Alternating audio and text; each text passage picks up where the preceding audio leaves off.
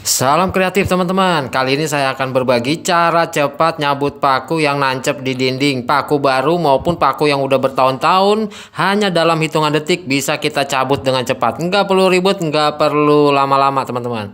Cara ini bisa dengan dua alat ya teman-teman. Bisa dengan palu yang ada cabutan pakunya, ataupun kalau nggak ada palu di rumah bisa pakai tang. Di sini saya akan contohin dengan palu dulu untuk paku-paku besar yang nancep di tembok ya teman-teman.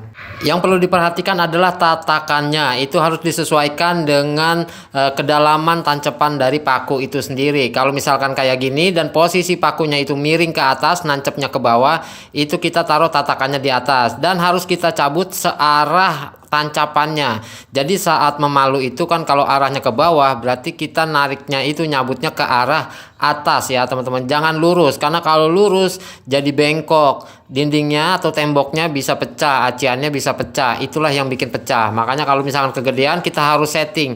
Jangan sampai nyabutnya itu posisi pakunya jadi lurus gitu. Kita harus cari celah supaya cabutan dari palu itu miring ya arahnya teman-teman. Kalau arah cabutan kita kemiringannya itu benar, paku itu akan kecabut dengan mudah teman-teman. Tapi kalau misalkan agak keras, dia akan nyangkut. Dan itu jangan diterusin kalau seperti itu.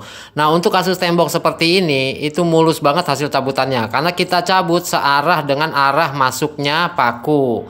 Jadi yang perlu diingat, nyabutnya itu harus searah tancepan dari paku ya teman-teman. Diikutin arahnya. Nah untuk kasus paku yang udah lama, yang udah bertahun-tahun, pakunya harus kita getok lagi teman-teman. Kita masukin lagi sedikit supaya jalannya atau jalurnya lancar.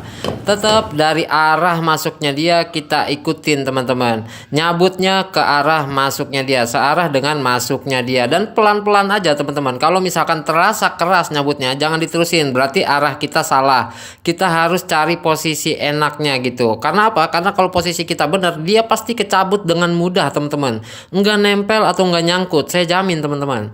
Seperti dalam kasus ini ya teman-teman. Kalau di sini posisinya dia nyabutnya lurus banget dan berasa agak keras. Jadi saya taikin dikit supaya dia nyabutnya agak miring ke atas dikit dan dia ketarik dikit. Nah, berarti saya mundurin lagi dikit.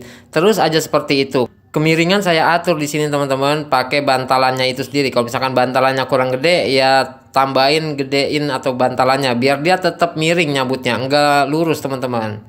Berasa ya teman-teman kalau nyabutnya itu arahnya udah bener, dia akan gampang banget kecabutnya kayak gini teman-teman. Dan ini posisi yang paku miring. Gampang banget, nggak perlu ribet-ribet, nggak perlu banyak trik-trik teman-teman. Cuman kayak gini doang ya teman-teman. Mulus banget dan lubangnya itu hasilnya itu nggak merusak cat atau bagian-bagian yang lain. Nah untuk kasus paku yang lurus dan misalkan pakunya agak kecil, seperti misalnya bekas nempel-nempel figura atau bingkai-bingkai foto kayak gini teman-teman. Tetap ya kalau misalkan udah lama kita gunakan aja tang teman-teman. Dan kita getok-getok aja sedikit biar dia masuk.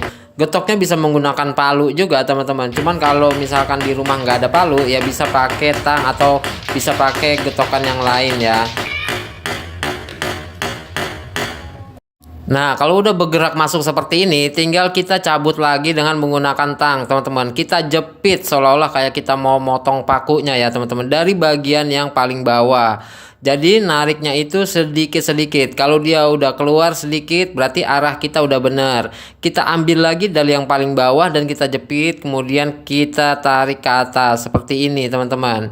Ya dia udah mulai ketarik gitu tanpa merusak bagian sisi-sisi sampingnya. Ya kalau misalkan arah tarikan kita itu benar lurus, berarti dia akan dengan mudah keluarnya teman-teman. Kalau agak keras itu tandanya arah kita mencong nariknya. Jadi disesuaikan dengan arah paku tadi. Cuman itu aja teman-teman triknya.